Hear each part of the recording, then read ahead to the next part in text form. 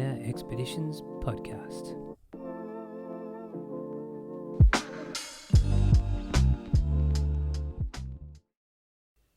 Hey everyone, welcome back to the Inner Expeditions podcast with your host Darren Harvey. That's me. This week, I'm really happy to announce I finally got a runner on the show. It's taken me a while, but as you know, I'm a really keen runner and an avid, hopefully one day, ultra runner when things permit. But I got a friend on, Mel Byrnes, who is an ultra runner, a personal trainer, and a good fitness person to inspire and to talk to. So I just want to welcome Mel onto the show. Thank you. So you've just run an ultra recently. You did the Margaret River Ultra. Ultra marathon, yep. Yep, and that's 80 Ks. 80, yeah, but it was when they don't actually measure the track right, it ends up being about 82, 83. Yeah, okay, cool. And I know this year you did really well compared to the previous years. I think, what have you done, 3 or 4? Yeah, this is my third year. Yeah, but you really kicked butt on this one. Yes. Cool. Definitely happy to chat more about that one. We'll get into it, but I always like to start off with ultra running, obviously. So for people that aren't familiar with ultra running, generally anything considered over a marathon length is an ultra marathon. Yep. So what's a marathon? I think it's 42.2? 42.2, yeah. Yeah, so anything over 42 is considered an ultra marathon. But generally I think they start around 50 Ks would be like a first. Yeah, that's generally what they are. Yeah, a first ultra. So you have done others in the past, but I guess starting off in general, like just what got you into running in general once you started? I know it's different things for different people, but what was it for you? I initially got into running when I broke up with the kids' dad when they were only little. It was just a release. So I just ran and didn't have to worry about anything. And from there it progressed and I got into gym work. Then getting into that, met people that were runners and encouraged me to come and do things and sort of took off from there. It's funny how certain things get you started and you could start running for whatever reason and you don't know how you can just so easily get hooked on it. It's like almost like meditation. I guess surfing's that for other people or whatever, but it's pretty cool what running can do for you. I definitely know that, speaking firsthand. So running got you into it. Then you're a personal trainer as well. Yep. You got into personal training, and you've even done a few triathlons and stuff like that. Yeah, as well. I've done a few triathlons as well. And that was all on the East Coast. Yep. New South Wales. I think you're from Newcastle, aren't you? Yeah. Originally Northern Beaches, Colorado Plateau, and then from there to Newcastle. Unreal, yeah. So with triathlons, you've done a couple, but not too many. So you kind of, I guess, give that a go. And yeah, it's okay? just more for fun. Realised I'm not the best crash hot bike rider. I remember the first one I did, I had a guy clip my tyre and then I ended up going skidding along the ground and I borrowed someone's bike and I couldn't get my feet out of the cleats and took bark off everywhere, but I finished it. Yeah, got it done. Yeah. That's good. Let's keep going. And then I guess, not so much on that. And then the running sort of just took over from there. Yeah. Because you have done a couple other ultras on the Gold Coast, the Kokoda. The Kokoda Challenge, which is like a replica course of the real Kokoda. Yeah, so you have to do that in teams of at least 4, and then you have to try and finish together. I've done that two or 3 years in a row, and one year we only had 2 of us at the end, and we weren't allowed to go on, so we had to ask if we could join another team, and then finish it with them. Yeah, right. That's pretty cool. That's good. I suppose that the camaraderie and the that's all it's about, camaraderie and finishing encouraging together. each other and helping each other, and that's really cool. And that would go up into the hills of the Goldie to get your elevation. And stuff like that? in the hinterlands. That's cool. So, yeah, it was cool. And then any others since then of ultra stuff, or just continued with the training and I suppose got into the coaching and instructing side of it. No, I was sort of doing coaching and instructing before all that. Yeah. And then, just sort of stuck with running because I can do it wherever. It doesn't matter if I'm wherever you go, you can always go for a run. Yeah, I like that as well. The way that you can, between going to work and coming home, it was so simple. It was just a pair of shoes and some clothes and away you go. You didn't have to worry about taking gym gear, and you can kind of do it nearly anywhere. It's cool. Yeah, I love that about it. So you did that, then the whole training, coaching side of things, and then you had won a couple of awards for your teaching as well. Yeah, for being a fitness instructor, yeah. That's pretty incredible. That's like a big award. Was it Australia or New South Wales? I think it was New South Wales. I got it in New South Wales, and then I think it went into an Australian pool. So, that's pretty incredible. That was pretty cool. Yeah, absolutely. That's great. It's and the whole time, people, once you start running, you have your reasons to start running, and then you're doing these ultra endurance events. What was it about the ultra scene that kind of grabbed your attention to think I need to get in on that? I think it's more mental, more of a mental thing, like a challenge. Like, you can go and run, say, 20 Ks, but when you take it up to that next level, it's just more of a battle between yourself. It's a whole different ball game, and there's all the things that go with it as far as strength preparation, doing the Ks, getting your nutrition right. So your first run, how did that go as far as what you expected and then how it actually went? My first ultra my very first ultra. Well, that was in the Kokoda one with a team of 4, and we trained a lot, and we had one guy hurt himself, and we had to end up walking 44 Ks. Wow. So you had to race it together. There wasn't like a relay where you had... No, it's all together, but you got to do it all together. And we trained so hard, and then for someone to injure themselves, and that was hard. But the next year we did it, we trained even harder with the same crew, and then 2 of them dropped out. And then I was like, nah, we're just going to have to keep going and join another team. So... That's pretty incredible. It's finding ways to keep going. Yeah, I haven't trained this hard to go walking again. They can just drop out. I know that's not nice, but... Yeah, but you get into that mindset where you've signed up to do this for the reasons that you want to get out of it. So you it's like stopping isn't an option at all. It's and then when I moved over here, I've Googled the races and found the Margaret River Ultra, and I was like, yes, and I can do that by myself. I was trying to get my mate, who I used to run ultras with, from Newcastle to come over, but he had family commitments. So he's the one that always used to do these crazy races with me. And then so you found the Margaret River. Yep. Signed up. How did the first year of that go as far as... The first year of that, I cried halfway through the race. I kicked my toe. There was so much sand. I was not prepared for anything that was in that race at all. It's crazy. I've heard it's hard because how long were the Kokoda trails, the ultras that you ran? They were, I think it's like 98 or 99.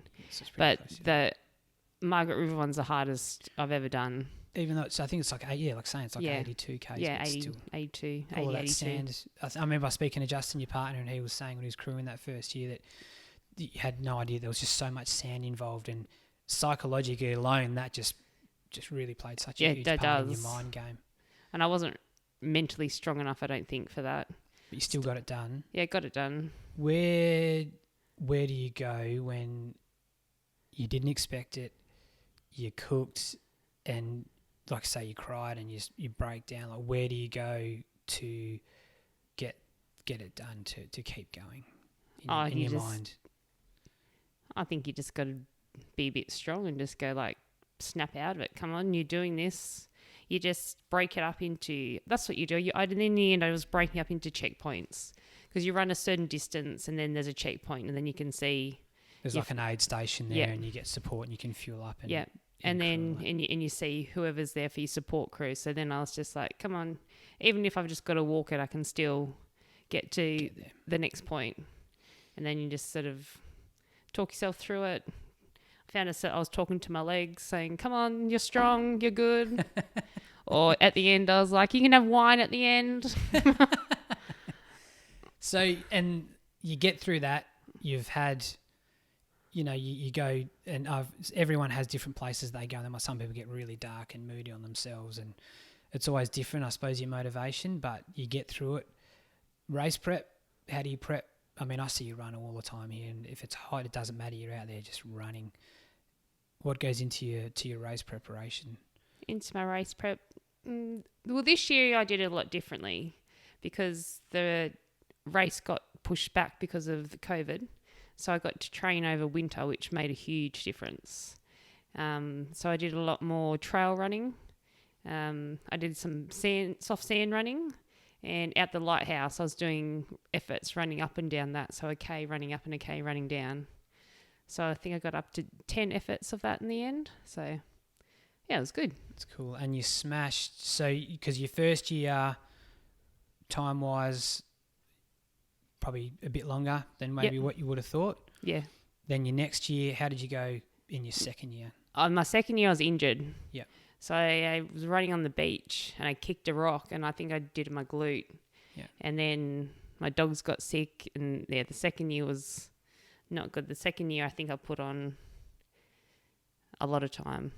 Oh, not heaps, probably about an hour and a half from the year before.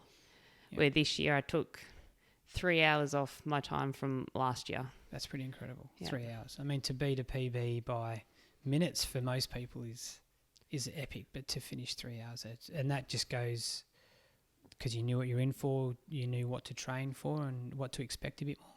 Yeah, and I didn't have any breakdown, didn't cry. So I was happy. Yeah. And I had hiking sticks this year. Yeah, I know a lot of people use them. They reckon they're a bit of a they take so much pressure off your back, and especially when you're walking up really steep hills of sand, you just put your head down and just power, just march into it. You just like get into a good beat into your head and just like, yep, come on, get up the hill. Don't look up until you get to the top. Yeah.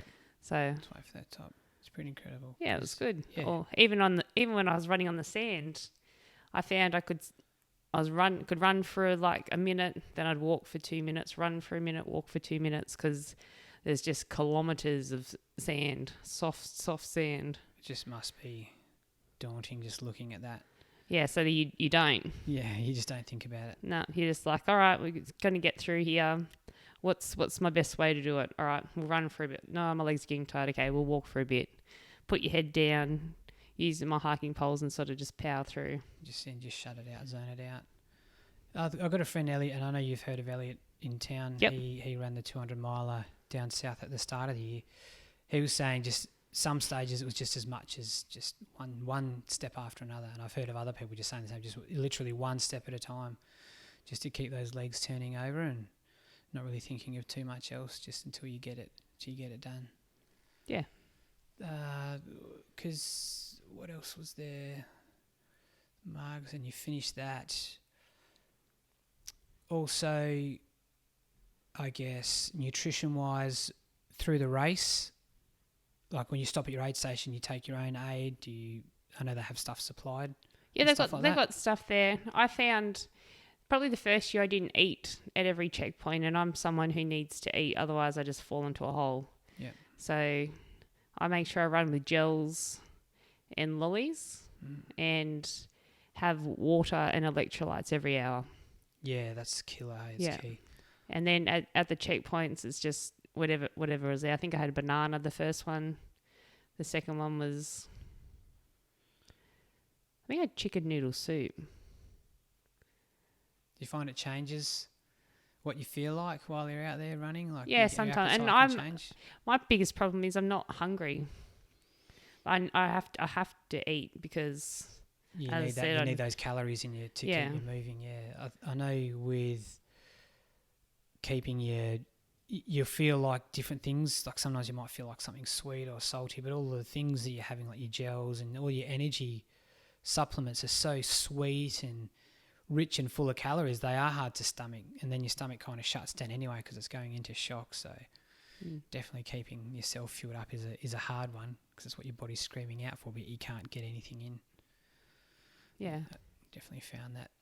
I know I had trouble with, I've only run that sort of one virtual ultra, which I didn't finish, but I managed to knock a few Ks out, and I think I got to about 25 Ks where I just couldn't eat anything. I had avocado on toast with Vegemite, and I had, bliss balls and all these things, and I just couldn't eat anything. And luckily a friend was there who got me onto those sort of Morton powers in the water, and they just made a huge difference for settling my stomach and just giving me energy. I think after that's all I was having was just that to give me the energy to carry on.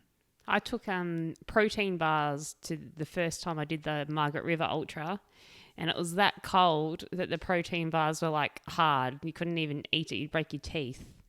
So I learned you don't take those.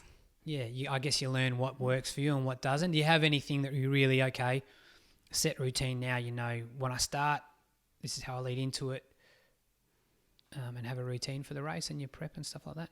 Not really. I drank wine and ate cheese the night before. That was like, I don't know, I was pretty relaxed this time. That's good though. That's kind of how you want to be, I guess. Yeah. So you enjoy it. And we went down a couple of days earlier. I flew down, but Justin drove the van down, and we were there earlier. So, yeah, I remember driving to the race, and I forgot I didn't even have water in my camel pack. Didn't even have my shoes on. Started the race, forgot my hiking poles. My son had to come and run when I was running past him and hand them to me. And so between aid stations you have, depending on how quick you are, I suppose the faster people, it's less time between aid stations, so they wouldn't need to carry as much. What do you carry on you between aid? Like how long is it between aid stations, and what would you carry to get you through that? I take whatever I can. So you got to have what is it called? A medicine pack with you in case like you fall over or cark it. Yeah. Because I remember in the first one, there was a guy and he was falling over after about 9 Ks. I had to like get him out of the bush. And then, because you can do it by yourself or in teams. And then I waited for someone else who was on a team to grab him because I had to keep on going. He was only going to the next checkpoint. Okay. Oh, so he was like a relay. Yeah. Part of, I know that they can do that with those ones. Yeah, in teams. Yeah, but he was not good. Oh, but wow. anyway, back to that. Just really lollies, water.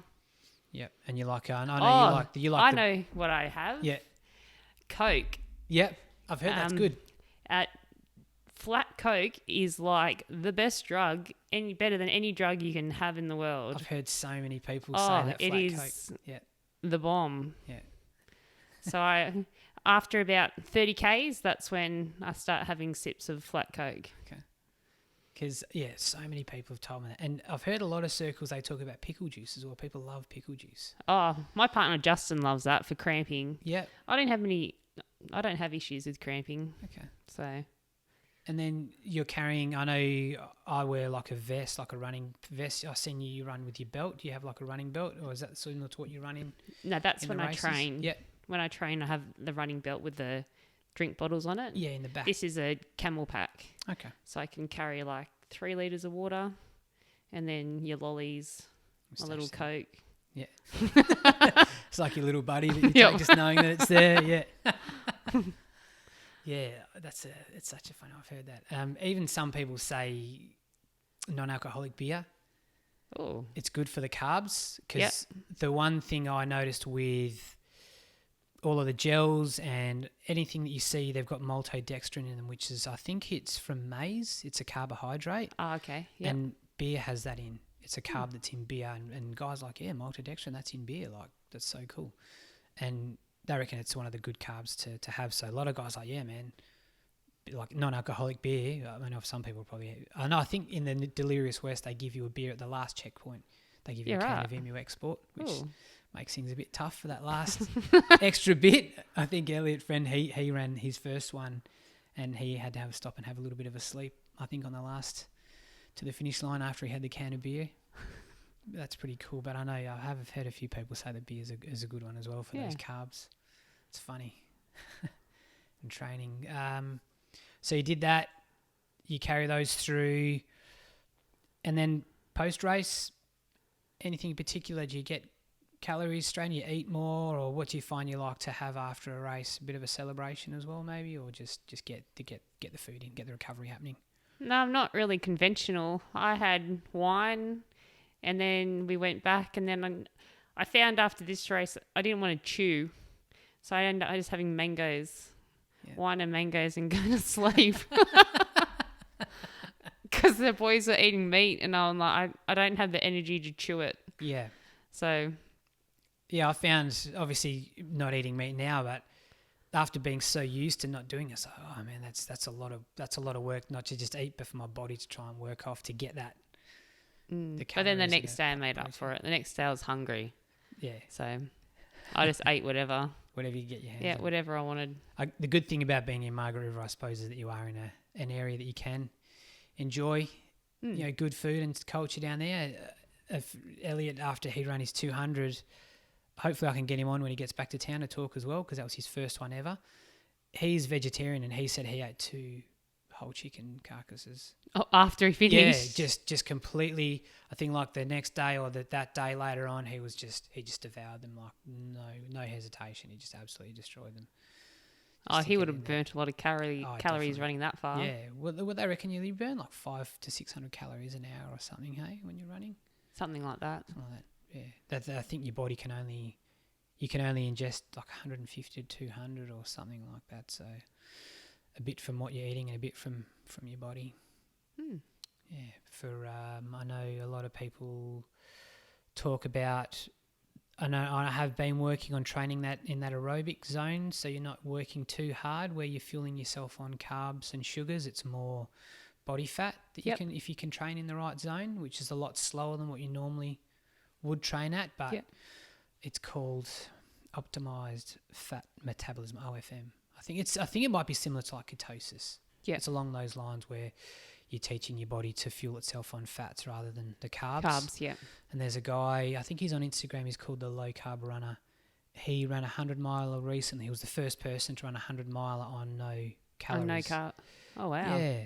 He got, obviously people have their opinions about the first person to do something, but he's trained his body to burn only what is already there, because I think your fat supplies you've got endless supplies, I guess, inside your body. So there's no need for the carbs and the calories, but I think it's quite a process to train your body that way. To do that. Definitely. So you've had your Margs plans for the future. With future, you're going to just continue doing the Margaret River Ultra? I'm going to do another 3 times, because when you finish under 14 hours, you get a wine glass. So that way I'm going to get a set of 6. That's my plan. It's just to top that off and that to make it, and then find another one. I suppose it's the wine region of I was looking at other races. There's a few races, but they seem to be boring. It's just like doing laps. Yeah, I'm not so much of a fan of the loop. Yeah, the loop. It's A to B finish, and that's it. I really struggled. Yeah, and you just keep doing that repetitively. Yeah. Like I think there's like one down Perth somewhere for 100 Ks. Which is like generally it's like it's like a 20K loop that you run 5 times or something like that. No, it was shorter. Oh, really? Yeah, because I was just like, oh, hell no. Yeah. I get so bored. Yeah, I have heard of like accomplished trail runners. We spoke earlier about Scott Jurek, who is, an accomplished, I think he's retired now, but he's won a lot of the big races in America, and he had records, great runner, and he tried a 24-hour race just running around a track, and he bombed out. He just couldn't handle the boredom, where other people, that's all they do, excel in it so much more because they can just switch off to... Well, I think trail running, it's all about your environment. I know I love it because I love being outdoors and in that surrounding, and that's what it gives me. That's why I enjoy it so much, where I'd struggle now to run around the streets or on a treadmill. Yeah, trail running is good. I just got to remember to lift my feet up. Yeah, I get a little bit like that. It's a different technique altogether. Yeah, I'm a bit of a clumsy runner. Yeah. I have a lot of stacks. Yeah. I noticed my left shoe, the toe was a lot more worn out because I tend to drag. I think my left side is weaker. That's when I go to the chiropractor, that's what I work on, is strengthening that left side from my hip. And that's where my shoe wears out a lot more on that left toe. I'll often, especially when I get tired, I tend to kick it and drag, and I sort of end up telling myself to pick my feet up. Yep. I talk to myself. Yeah. Do you listen to music or anything like that while you're running? I run with music. Yeah. I run with I don't run with headphones on because I find that then I can't know what's going on with my surroundings. I've nearly been run over in Perth once years ago when I had earphones in because I couldn't hear the car. So now just run with an armband and click it on and that goes. have the music going. It's funny because I don't run with music at all. I never have. And when I was really getting into the zone of running, I had the motivation of the weight loss. I would run anything. I would run on a treadmill looking at a wall just for the sake of the fact that I was running to achieve something. And that's kind of stuck with me. I think apart from me being in the surroundings is listening to your surroundings and like you say, is knowing what's around you. But where some people can't run without music, and it's like if their phone goes flat or they lose their headphones, it's almost like a deal breaker. Where I've got a friend at work, she has got these headphones which they're Bluetooth, so they don't have a cord, and they sit on your temple. Oh, wow. And they have a little, I think the vibration works in your temple to hear the music, and maybe they've got a little speaker that you can hear. They sit just off your ears, but you can fully hear the music, no worries. So people can't, if you were talking to someone, they wouldn't hear the music at all, but you can hear it. And it still allows you to hear. She's a cyclist, so she likes that side of it. She can listen out for cars. And she works with them on. So if you can work together with someone, they can work and they can chat like normal, but she can still hear her music playing.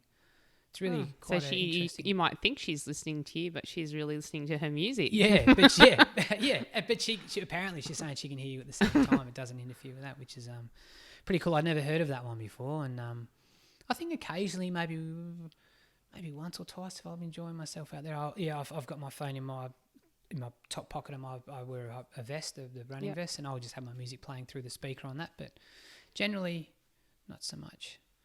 I need to get into a bit more of the night running. How do you go with the distance and the ultra running through the night compared to the day? I know you were saying before you try to finish in the daylight, so you avoided that. This year I finished in daylight, which was awesome. That was a goal I kind of set myself, and then they made the race start an hour later than what it usually did. And then I said to Justin, that's my partner, I'm like, there's no way I'm going to finish in daylight. And he's like, just go and do it. And then this is the first year I did, but I got to, what was it? The last checkpoint, and my son was there, and he said, Justin said you were at this checkpoint at night time last year. And I was like, I'm about nearly 2.5 hours in front of where I was last year. I'm like, I can do this. So I kept going, daylight, chanting to myself, daylight. I had people like looking at me. I'm like, I don't care. Yeah. But yeah, and even at the end, I had a big grin. I'm like, yes, daylight when I ran over the finish line. Because when you're doing it and you're still working things out, I mean, I find that, how do you know, like when you train, so do you have a set pace that you know that you can handle running at that pace for a certain amount of time, or do you find you can back off and then speed up and take advantage of downhill, or do you work on your splits and... No, I'm not someone, I don't... Just go by feeling. Yeah, I just run. You know you can do it. Yeah, I know I can run some bits faster. Even when I train, like, I tried to do a program, and then it didn't really work for me. I found it was too much pressure. Putting too much pressure on myself. It takes the enjoyment out of it too, yeah, I think. So then in the end, I was just like, I'm just going to run for enjoyment. Don't get me wrong. Still on the weekends, I used to do a long run. Yeah. Generally, if I was to follow this program, it was saying you should be running 50 Ks and 60 Ks on the weekend. The furthest I ever ran was about 35. Like that was when I got built up. Yeah. And then through the week, I used to run anywhere between 10 Ks to 20 Ks on weekdays. Most days? Yeah, after you do your long run on the weekend, you'd have Sunday off, and then Monday you'd do like a easy 10 Ks. Like a slow sort of recovery run, get back into it, yeah. So, and then just depending on what you've got on, how you feel, listen to your body. Some days you just don't want to do it, so you just go easy. Yeah, I bumped into you, it was a little while ago, and you said and how you going, and you said you just felt like having 2 days off, so you did. Yeah. And then I always find when I'm training towards the end, when the race is coming up, I get really slack. I'm just over it, don't want to do it. Running 10 Ks is like a mission. It becomes almost like a chore. Yeah, because it's not enjoyable. But then I get to the race and I'm like, yes, here we go. ready to go. And you kind of need to give yourself that bit of a rest, so you kind of peak. Yeah, Your body's rested and recovered, ready to go for the race. You don't want to be running right up till the race. So yeah, I found, like last summer, running a lot. I wanted to run further and get into the stage where I could do a 25k long run on the weekend with, your 10 or 15 during the week. But then this year, after I did that ultra, I didn't really train for that in particular. I just decided to have a crack at it, and it gave me the answers that I needed. Since then, I haven't done a lot of running. Just enjoyed going for a run in the evening when it's cooler, and just for the pure enjoyment of being out there. Like I say, just enjoying it for what it is without the pressure of training for something. Yep. Definitely takes away from it. But yeah, when you can enjoy it and you take that into a race, it makes such a big difference. Yeah, it's good. Yeah, and enjoy the race and just enjoy being out there. It's pretty cool. So you're training up for the Margs. So how many more have you got? 3 to go to complete the set? Yep, 3. So I got my set of 6 wine glasses. Don't break a glass, so you'll have to keep going. Sign up for another year. You watch. I'll end up doing that and then be like, oh, I can do 12. Yeah. It's nice to have something to aim for. I find I don't really have anything to aim for at the moment because family-wise, I'm really enjoying that time with the kids. But I have come through that weight loss goal, but I still need to lose that extra sort of 10 kilos. So I know now I need to but your kids are a little bit younger. My kids are older. Yeah. So they're more independent now. Yeah. I went for my first early run the other day, and it just set me up for such a good day. And I kind of feel like I'm coming back a little bit. I'm enjoying that. And yeah, I think I could definitely benefit from more strength training. So, because I know with your program, as well as a lot of running, you do a lot of training as well, strength-wise. How much would you do normally, and then how much would you do when you're training for running? Like strength train the same day as a run, or? Yeah, I do about the same. Yep. So you would go running on the same day as a strength training, or a couple of days a week strength training? Yeah, probably strength train at least 5 days. Okay. Yeah, and run 6 days. Yeah.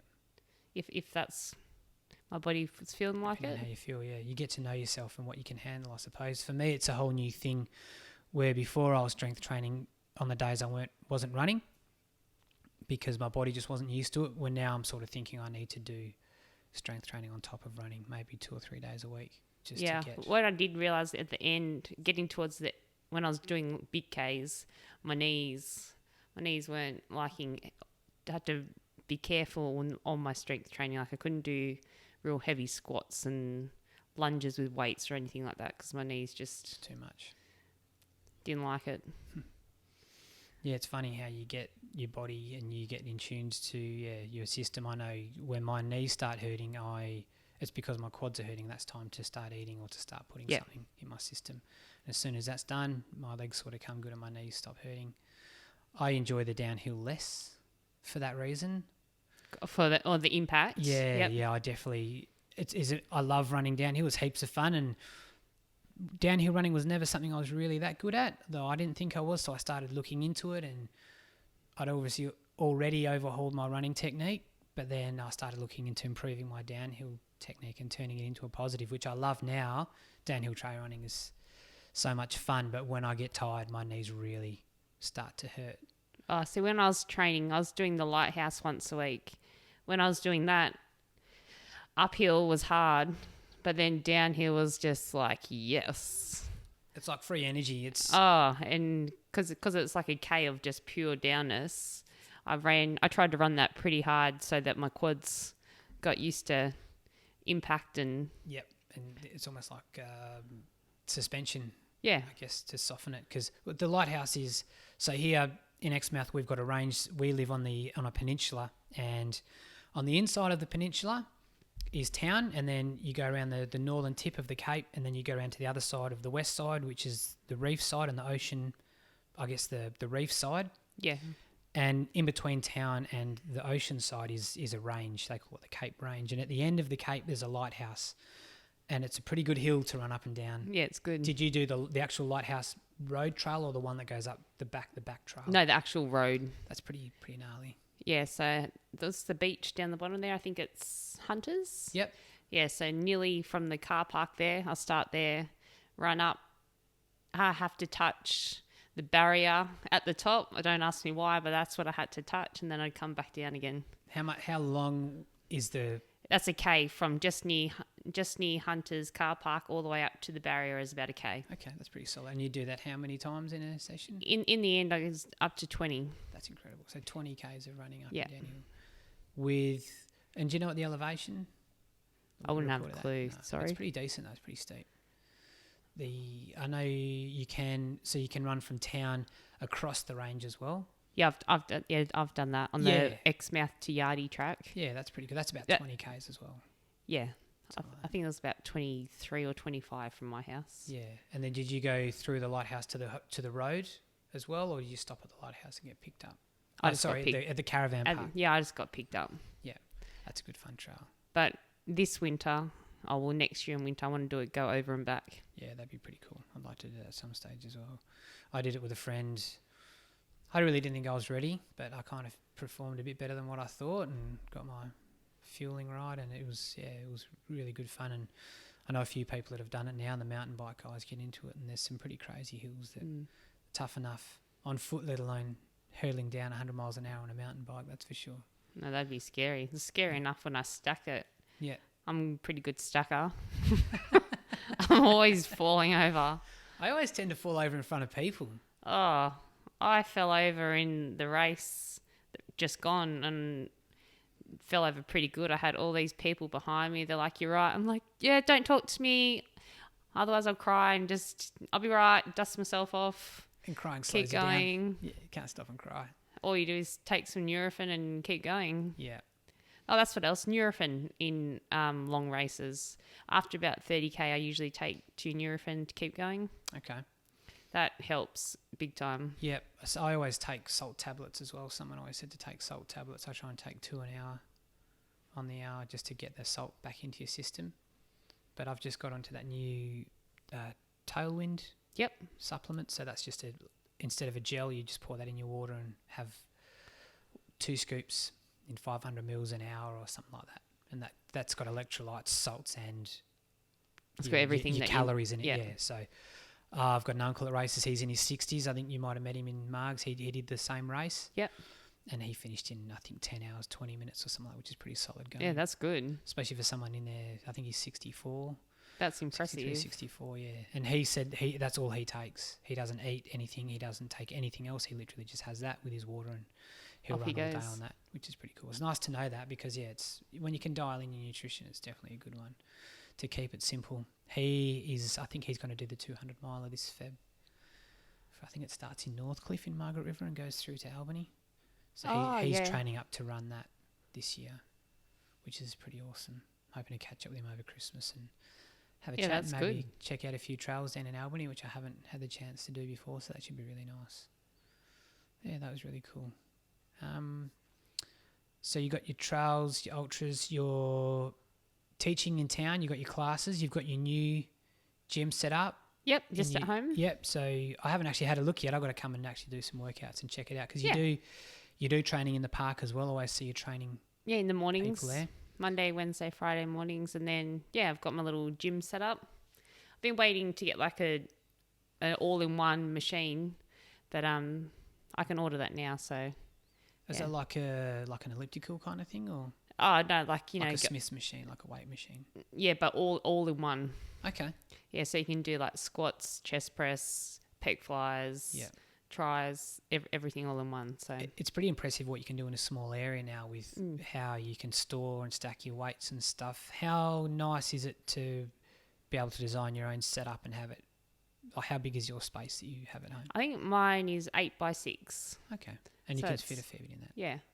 So got a fair bit of stuff chucked in there. Yeah. And it would have been nice to have completely set up your way and everything you want, how you want it. Yeah. That's really cool. Yeah, it's good. And you can mix it up with training outside down the park's pretty good place to get going. Obviously, Yeah, down I all like the being class. outdoors too. Yeah, same. I love it.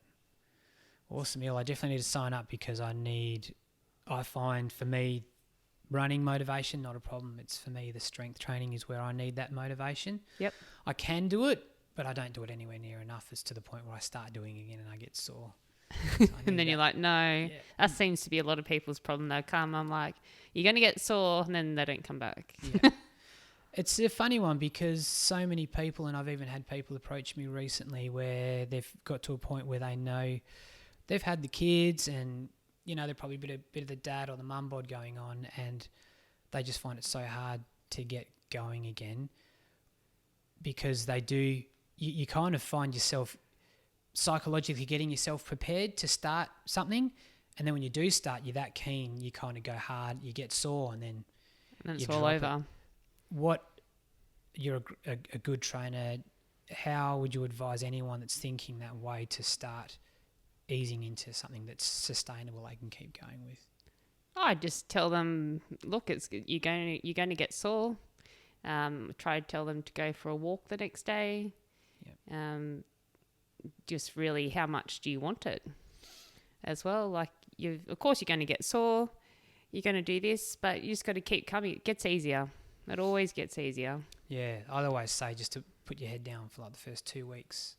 Generally, by then you've got results a little bit. You can notice a change and you can feel it. And you feel better. Better about yourself. So, and also not to worry so much about everyone else. I know people don't want to be seen running or walking around the block because they look silly or they don't have the right clothes. But just the fact that you're starting is enough. Yeah. And a lot of people get a little bit stuck with, I don't know how to do this and I don't run properly. And I said, it doesn't matter. The fact that you're starting is enough. Yeah, that's exactly right. You work the rest out along the way, and you don't need to know all that stuff. It's just you're doing this for you. Don't worry about what you're wearing or what anyone thinks. It's for you, not anyone else. So just to start somehow and work it out as you go. Yeah, and you feel better about yourself. Definitely. If you feel better about yourself, you're going to be a better person. You're going to fall into other areas of your life, I think. Yeah, it goes hand in hand with mindset as well. Like feeling better about the way you approach things. I definitely find that, and I feel like I'm at that stage now where I'm literally almost starting from scratch again, where I'm nowhere near as fit as what I'd like to be or where I have been. Probably put a couple of kilos back on again, so I want to lose that 10 kilos. Like I feel like I'm starting from scratch again as a normal guy who just needs to lose a few more kilos, and I've got to get back into that whole weight loss mindset of being probably a bit more strict with what I eat and being consistent is doing something every day. Yeah. For sure. Oh, that's like when you do ultra running, you do lose weight, and then once you finish, then you feel it all come back on. Yeah, because I know some people when you go, that they're always worried with not adding strength training is that you can actually start you can start actually chewing into your muscle because of the distances that you're running. Yeah, so you get muscle loss as well. I watched a documentary. It was on YouTube. There's a guy called Ricky Gates. He's an ultra runner. Yep. And he ran across America. The documentary is called Transamericana. And he, towards the end, started really losing a lot of weight. And yeah, ultra runners are funny. Because they do so many crazy distances and they need carbs, they'll eat pizza and drink beer and just whatever they can. It's the best thing about it. Yeah, you can just 100% go nuts and just completely gorge yourself on whatever's happening, because there's probably a pretty good chance you're not going to get enough calories compared to if you're in a multi-day event or something like that. And he got quite sick. I've heard of people, urinating blood and vomiting and all sorts of things where they're really pushing themselves in a multi-day event or like a week-long event or all those kinds of things but they really do start to break down, and they're starting to get worried about going to hospital and getting treatment, all these kinds of things. That's pretty impressive though, doing like a week-long event and things like that. Yeah. Is that something you'd ever be interested in? Probably not. Yeah. To be honest. Yeah. I'm happy with 80. I've done 100 Ks. That was the Kokoda challenge. Yep. That's enough for me.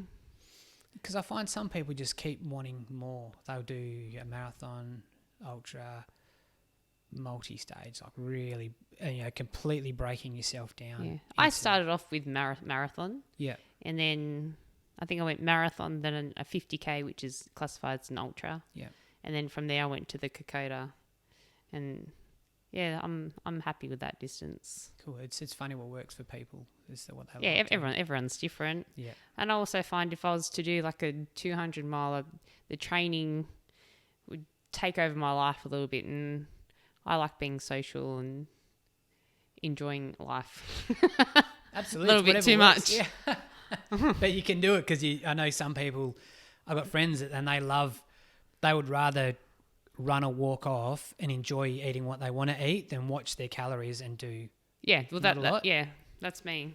Yeah. I know I can have a few drinks and eat whatever, and I'll burn it off. Burn it off, yeah.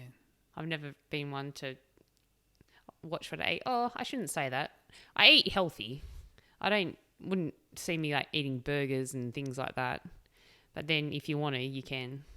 Yeah, totally. You can get those. Yeah, get those. You know, when I think it was one of the Olympic swimmers, he's the American Phelps. Michael Phelps. Yep. What he would eat before a race or event was incredible.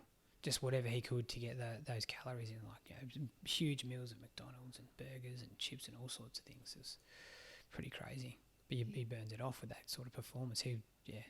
Amazing to see what he burns off in a race or even leading up to. I suppose a lot of it is in the training side of it, I guess. Mm. See, I don't think I could eat, probably before, not before the race, but a couple of days before. Yeah, load up a little bit. Yeah, I wouldn't say I'm a huge eater, but I found running longer distances, it's like you spend most of the time just eating and drinking. Yep. You're eating and drinking all the time when you're running those long distances. It's just... Oh, you have to. Yeah. Otherwise, I find I start thinking negative thoughts like I can't do this, or I start falling over or tripping over my feet or just doing silly things. I found that when I get into that point, I just need to stop and eat, stop and have a drink, get something into me, keep going. I found my daughter goes to boarding school, and when I was doing long runs, when training, I'd ring her up. I'm like, I don't want to do it. She's like, Mum, just keep going. You're all right. Yeah. You're doing good. Remember why you're training. I'm like, okay, thanks. Okay. Yeah. And then I'd keep going. Because I know a lot of people saying that ultra running, yes, it's a incredibly physically demanding thing, but a majority of it is a mental game. Oh, it's totally It's the mental. mindset, because You just need to go into that place and just be strong. grind it out. Yeah. Yeah, because your body's telling you to shut down and to stop, and it's blocking that out, and just realising that you can do it. And Yeah, I remember running the race going, come on, legs, we've got this. No. I remember I'd got a twitch at about, maybe 69 Ks in my leg. And I'm like, nah, not today. I'm like talking to my leg saying, not today, keep going. And this guy was just laughing at me.